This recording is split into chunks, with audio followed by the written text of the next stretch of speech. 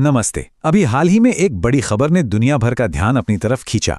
दावा ये था कि पाकिस्तान, ईरान और इजराइल के बीच एक शांति दूत की भूमिका निभा रहा है।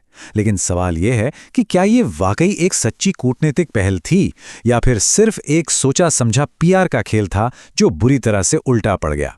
चलिए इस हालिया घटना की तह तक चलते हैं। तो देखिए, इसकी शुरुआत हुई एक सनसनीखेज दावे से जो इंटरनेशनल मीडिया में एकदम जंगल की आग की तरफ फैल गया। खबर ये थी कि पाकिस्तान बड़ी ही अप्रत्याशित तरीके से ईरान और इजराइल के बीच मध्यस्थता करने जा रहा है। बीबीसी जैसी कई बड़ी मीडिया संस्थाओं ने इस खबर को खूब जोर शोर से छापा।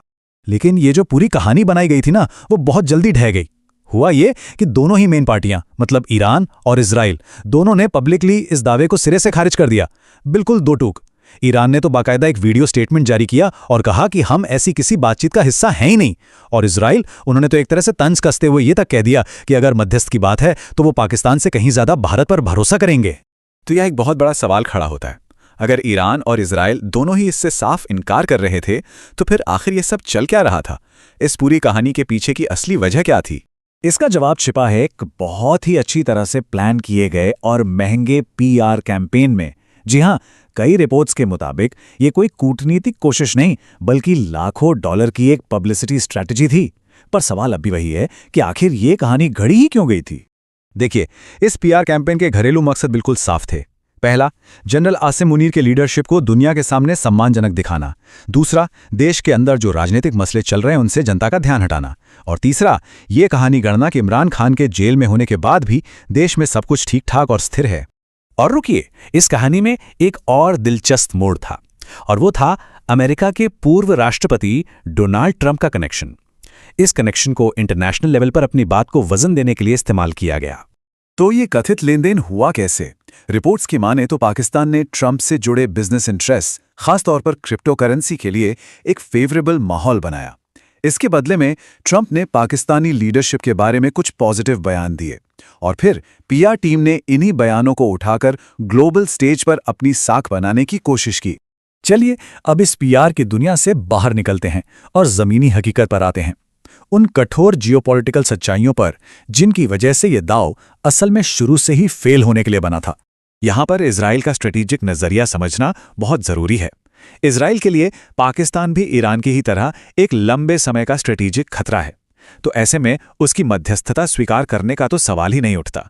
वहीं दूसरी तरफ वो भारत को अमेरिका के बराबर का एक अहम पार्टनर और अगले 20-30 सालों के लिए एक भरोसेमंद रीजनल पावर के तौर पर देखते हैं। और देखिए, इजराइल का इनकार सिर्फ एक साधारण ना नहीं था, उन्होंने तो पब्लिकली इसका मजाक भी उड़ाया। एक इजरायली दूत का बयान था कि पाकिस्तान सिर्फ प्रासंगिक बने रहने की कोशिश कर रहा है। इससे पता चलता है कि इस प्रस्ताव को कितनी कम गंभीरता से लिया गया। और असलियत तो यह है कि जंग को रोकने या चलाने का फैसला तेल अवीव में बैठी इजराइल की वॉर कैबिनेट करती है। पाकिस्तान में हो रही किसी सिंबॉलिक मीटिंग से इसका दूर दूर तक कोई लेना देना नहीं है। तो अब देखते हैं कि इस पूरी असफल पीआर कोशिश का नतीजा क्या निकला, इससे कितना नुकसान हुआ और इसमें मीडिया का क्या रोल था। तो सवाल यह है कि ऐसी झूठी सुर्खियां आखिर फैली कैसे? इसका एक कारण हो सकता है demand and supply media logic. ये एक थ्योरी है जिसके मुताबिक कुछ खबरें इसलिए नहीं पब्लिश की जाती क्योंकि वो सच हैं, बल्कि इसलिए क्योंकि वो सनसनीखेज हैं, उनसे क्लिक्स मिलते हैं, विवाद होता है और एक खास किस्म के दर्शक उन्हें हाथों हाथ लेते हैं। और ये कहानी इस थ्योरी में बिल्कुल फिट बैठती थी। तो सारे ऑफिशियल बयानों और जमीनी हकीकत को देखने के बाद इस पूरी कहानी में सच्चाई का कितना हिस्सा था? जवाब बिल्कुल साफ और सीधा है, 0%, 0। ये सिर्फ एक गढ़ी हुई कहानी थी जिसका सच्चाई से कोई वास्ता नहीं था। तो इसके नतीजे क्या हुए? पहला, पाकिस्तान की डिप्लोमेटिक क्रेडिबिलिटी को बहुत बड़ा झटका लगा। ईरान और इजराइल दोनों के हाथों पब्लिकली रिजेक्ट होना एक बड़ी बेइज्जती थी। वहीं दूसरी तरफ इस घटना ने एक स्थिर और भरोसेमंद पार्टनर के तौर पर भारत की पोजीशन को और भी ज्यादा मजबूत कर दिया। तो आखिर में इस पूरी घटना से सबसे बड़ा सबक क्या सीखने को मिलता है? हमें क्या समझना चाहिए? देखिए, सबक बिल्कुल साफ है। जब जंग और टकराव असली ताकत यानी हार्ड पावर और गहरे स्ट्रेटेजिक हितों पर टिके होते हैं तो महंगे से महंगे पीआर कैंपेन और मीडिया की सुर्खियां जमीनी हकीकत को बदल नहीं सकती।